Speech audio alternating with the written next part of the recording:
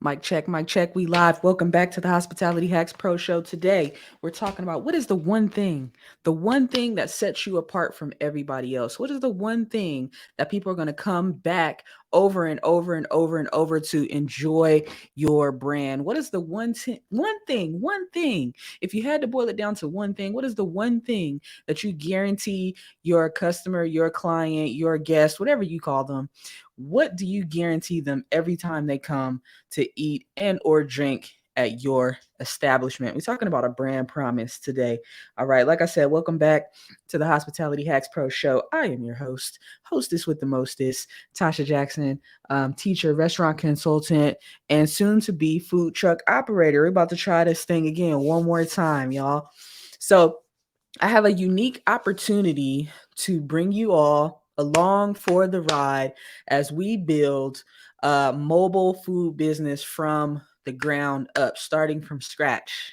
All right, starting from scratch. If you want to take this ride, if you want to come along for the ride, make sure you're subscribed.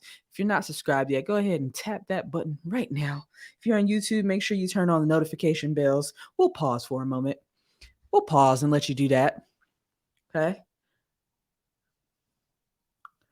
Subscribe right now, folks. Subscribe right now. Okay. Listen up. Again, unique opportunity to bring you along for the ride. Now, I was thinking, I actually wasn't sitting and thinking at the moment that this thought struck me, but I started thinking about brand promise. Okay. Here at Hospitality Hacks, we're actually a very, very, very young company and we're still developing um, our brand promise. What I have in mind right now is that the Robin Hood effect, right? Take what we've learned from the decades working for corporate brands in food and beverage service and give it to those who need it most, right? That's the smaller independent food and beverage operators, right? So you can have a mobile unit, you could be a caterer, maybe you have a brick and mortar, but you're still figuring it out. Still young, still trying to find your way. Maybe you've never worked in a restaurant before, on a bigger chain or corporate restaurant. Maybe you got into this business without fully knowing maybe what you're diving straight into. So it's the Robin Hood effect. That's when I think about our brand promises. We want to take what we've learned and share that information. All right, so we share a lot of information on social media, and we also are developing a community. We meet once a week via Zoom, virtually, and talk shop, talk shop. Okay, a small, tight knit, intimate group. We can ask questions, we can mastermind together, throw ideas off of one another, challenge each other. All right, and so if you're interested potentially in joining that community, um, applications will be taken soon. We'll be allowing people to enter the community soon. As soon as probably the first week of May. So stay tuned for that. And so as I was sitting, I think it's automatic for me to say I was sitting and thinking. Oftentimes, ideas come to me when I'm in motion, when I'm doing things. And I think, actually, to be honest, in this particular instance, I was taking a shower. But I was thinking about the brand promise. What do you guarantee your guests? What do you guarantee your customer? What are they going to know you for? We talked about this. We don't have a name for our community yet. We're working on it. I didn't want to have.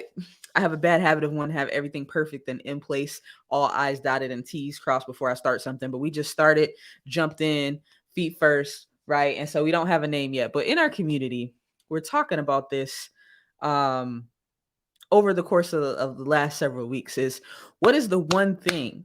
What is the one thing people know you for? Not to say, right, you can't have anything else on the menu. Not to say you can't run a special or a feature.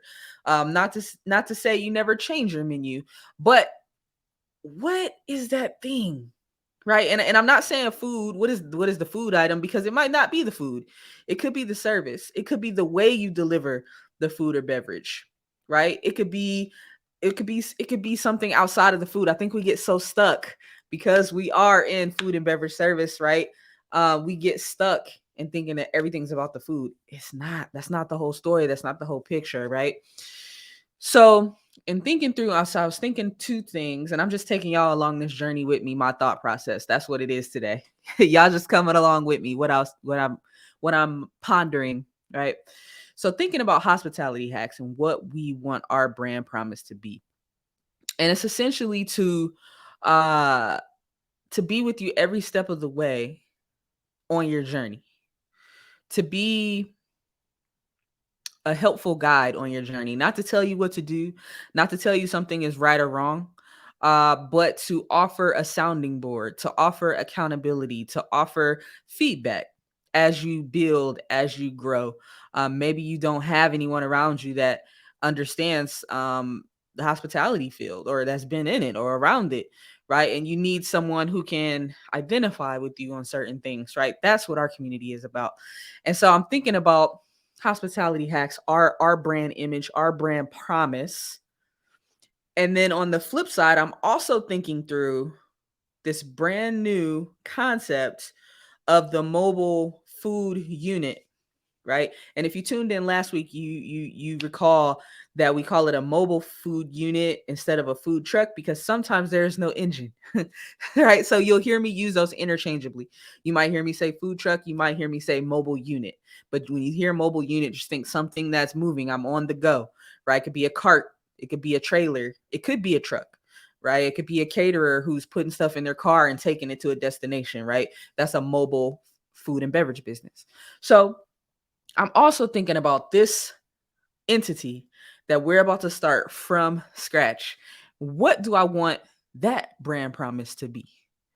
Right? What do I want people to think of immediately when they think about our menu, our team, our presentation?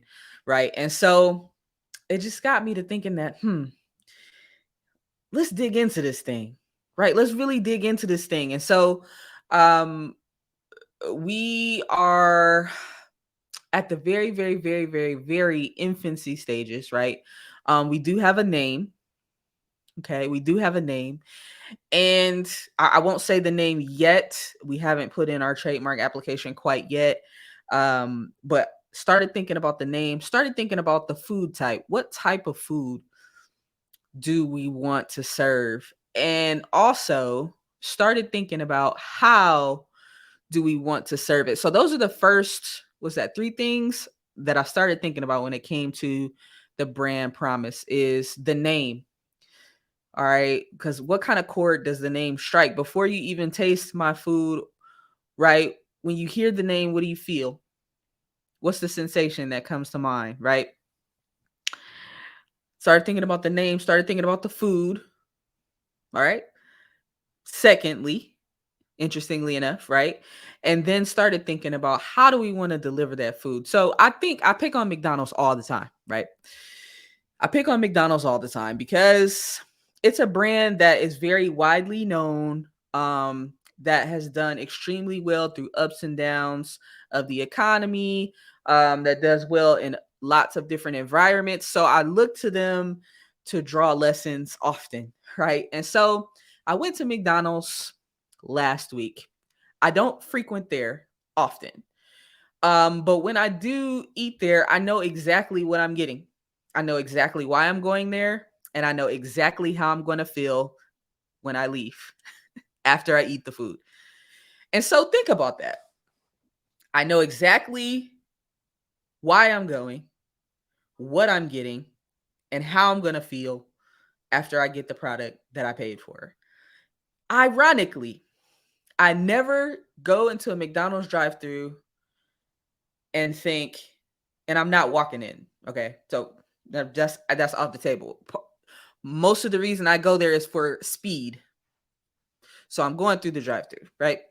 So I never arrive at McDonald's with the anticipation that I'm going to have an awesome meal. And that might sound weird, right? Like, why would you go pay for food that you know you're not going to enjoy? I go to McDonald's for speed, like I said. It's convenience overall. The overall umbrella is convenience, but underneath that umbrella, the legs, the tree, the branches, right? What holds that up is it's cheap and it's quick. That's the convenient part. It's cheap and it's quick, right? So I know when I go to McDonald's, the food is probably not going to be hot. It's probably going to be lukewarm at least part of the meal. It's a high probability that somebody in the drive-through window is going to have an attitude problem, whether it's the person who takes the order, takes the money, or delivers the food. 1 out of the 3. Sometimes those people are pulling double duty. One of those people are likely going to have some type of attitude or get something inaccurate on my meal. I went last week. I told you I got I don't know what combo it was. Double quarter pounder combo, comes with fries and a drink, right? I asked to add lettuce and tomato. I asked to make it deluxe, which is typically lettuce and tomato. I asked for extra pickles, and I asked for no onions. They took the onions off, did not give me lettuce or tomato, and the burger itself, lukewarm, fries, moderately hot. Ate it, didn't have the time or the desire to go back and complain that it was incorrect and have them remake it. Again, I'm there for the speed and the fact that it's cheap. I'm in, I'm out, pay a couple bucks. I'm okay with paying a few dollars for something that is not magnificent. And I'm not proud of this. But it's reality. I'm being truthful with y'all right now. I'm being 100% honest, straight up with you right now. I know when I go through the drive-thru, I'm probably going to be dissatisfied, and I still go.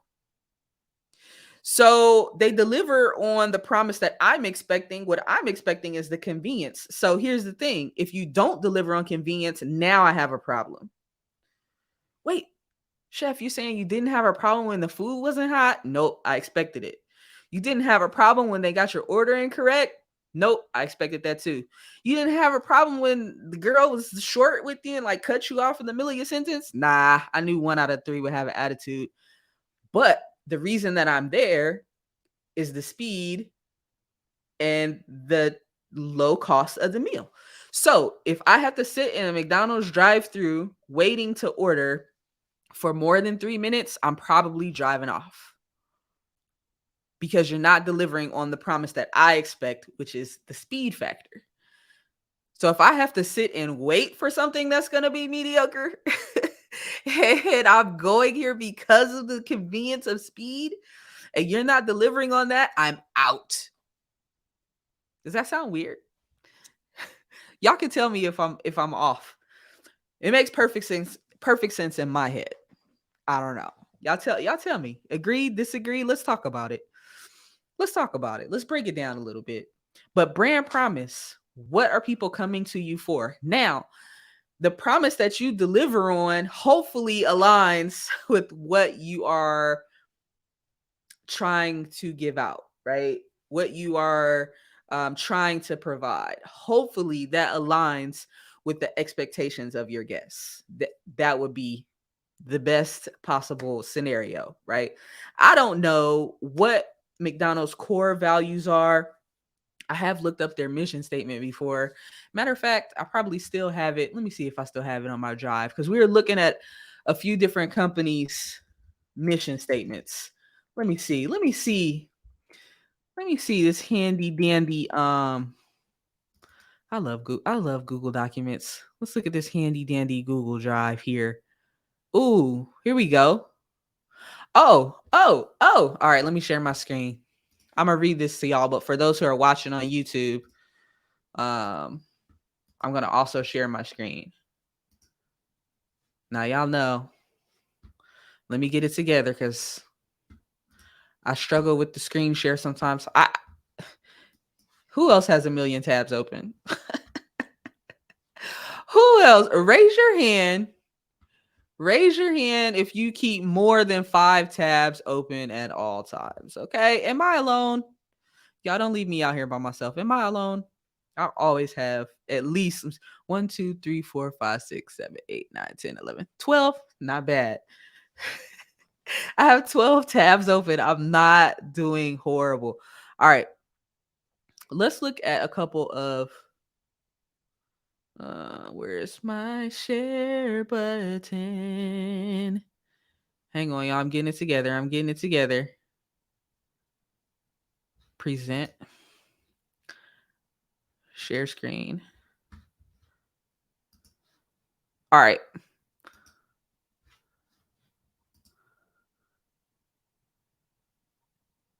All right. Boom. Now these are some notes from a call that we had, but I don't think I'm showing anything secret or proprietary currently. So very good. We're on the right track. We're on the right track. All right. So let's look at this McDonald's. And I told y'all I pick on them a lot. Why they're first on my list. I was sharing this with we shared these on the call and as we were brainstorming, right? Core values and mission statements for our companies. So McDonald's core values, we place, this is in quotes, we place the customer experience at the core of all we do. We are committed to our people. We believe in the McDonald's system. We operate our business ethically. We give back to our communities. We grow our business profitably, and we strive continually to improve. Okay, those are the core values. Sounds good. Okay, vision statement. To move with velocity, I like that word. To move with with velocity to drive profitable growth and become an even better McDonald's, serving more customers delicious food each day around the world. To move with velocity. I like that. That's my word of the day now, even though it's after 5. To drive profitable growth and become an even better McDonald's, serving more customers delicious food each day around the world. I mean, listen, moving with velocity is why I go to the drive-thru. So that part they're delivered on, right? Driving profitable growth. Even though they just I need to follow up on that story of them laying off a bunch of office team members that were part of the in-office organizational structure, not in the daily operations, right? They're still profitable right now, right? Interesting. All right, let's look at Wendy's mission statement. To deliver superior quality products and services for our customers and communities through leadership, innovation, and partnerships. Our mission is simple: serve delicious, fresh, American style food in a friendly, laid back atmosphere, the kind that keeps you coming back for more. At American Deli, we believe that good times deserve great food. So this was American Deli. Okay. To serve delicious, fresh, American style food in a friendly, laid back atmosphere. I get that. I get that vibe from American Deli. The kind that keeps you coming back for more. At American Deli, we believe that good times deserve great food. That's just a couple examples, guys. All right. And these are all like fast food, fast casual. But you get the drift, right? So if you decide that you want to let me stop screen share. If you decide you want to do fine dining, right? Go look up some fine dining restaurants that you want to emulate and figure out what is their brand promise? What are their core values? What are their mission statements entail? Some people call it mission statement, some people call it vision statement. Guys, I read in a good book one time, without a vision the people perish. Okay, where are you going? Where are you going? I read in another good book that you should begin with the end in mind. Begin with the end in mind. If you're beginning something, before you start, before you nail the first, hammer the first nail, before you sell the first plate, right? Before you start putting out a marketing budget, before you start spending money on ads, before you start knocking on doors, before you start making phone calls, what's the vision? Where are we going? What is the end result? Are you building something to pass down to younger generations? Are you building something to sell it? Are you building something to support you and your family right here, right now, and you want to expand it? Or do you just want one little unit, one little brick and mortar, one little cart, one little, just your little corner, right? To just do your thing. And you're not looking to expand. What is the vision? What is the mission? Right? And so when you begin, likely right now, our team is very small. Again, I told you we're starting something from scratch. If you want to be a part of this journey, shoot me an email, shoot me a message.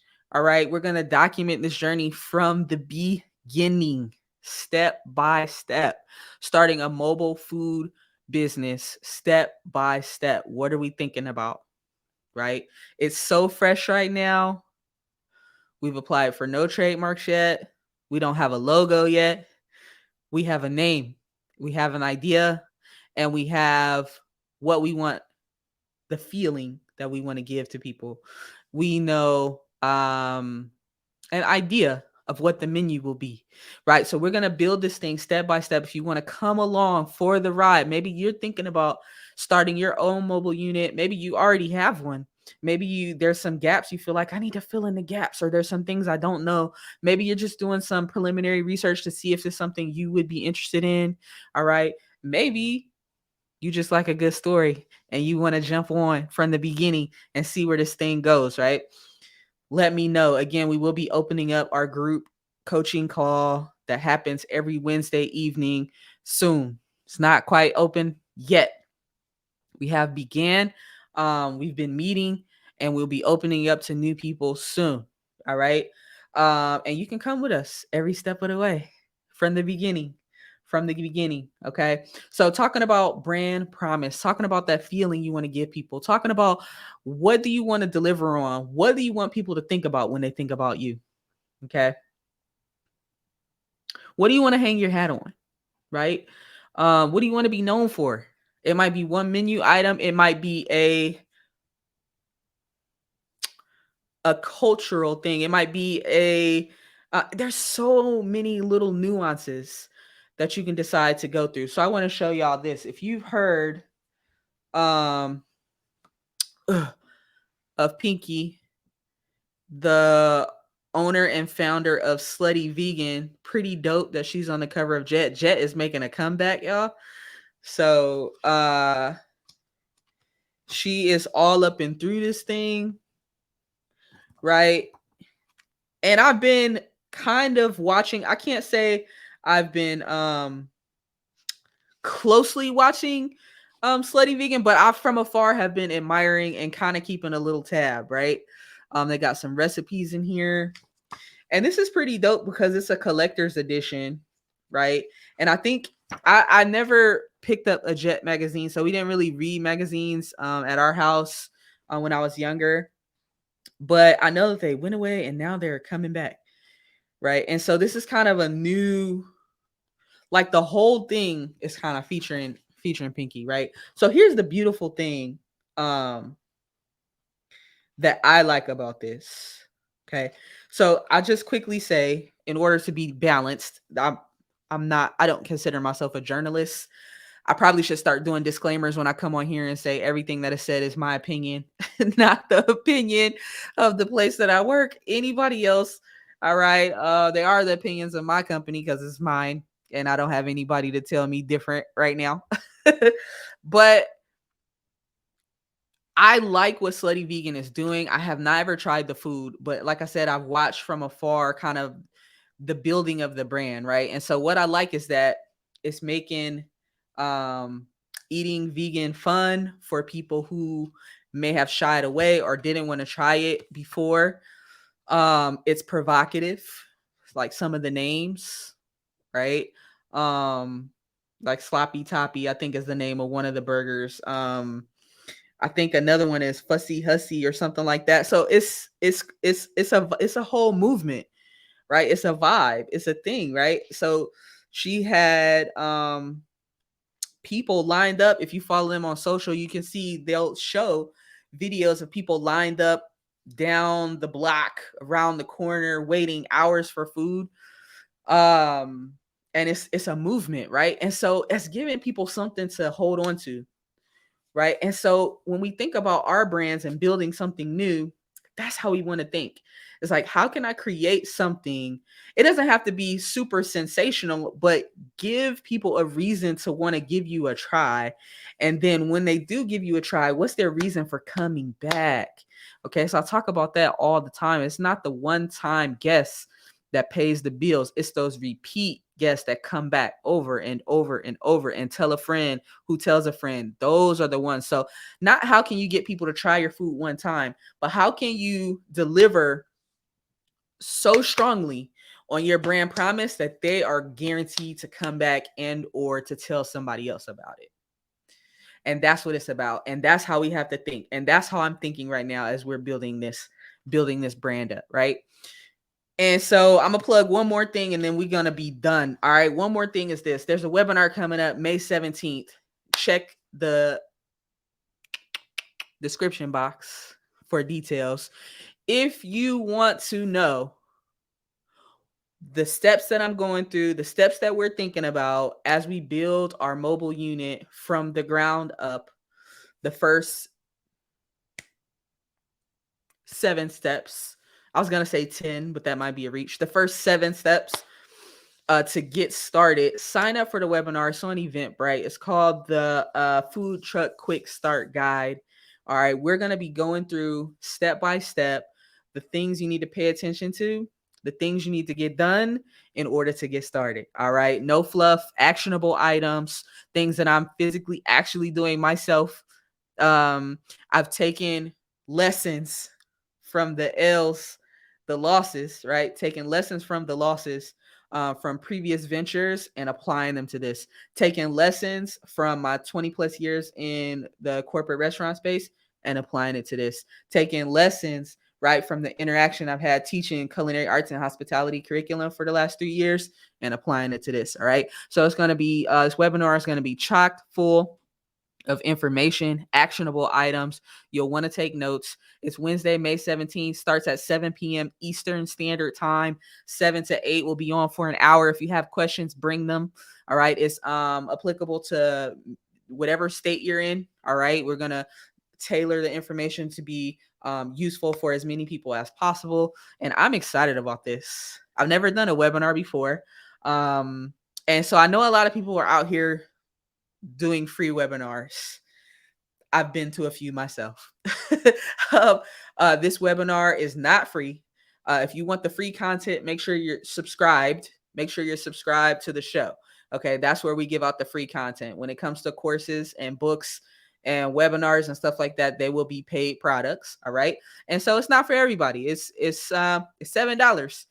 If $7 is too much of a stretch for you to take a step towards your dream, you're probably not ready. If $7 seems ludicrous to charge in order for you to gain valuable information that you may not have, thank you for moving on and not coming.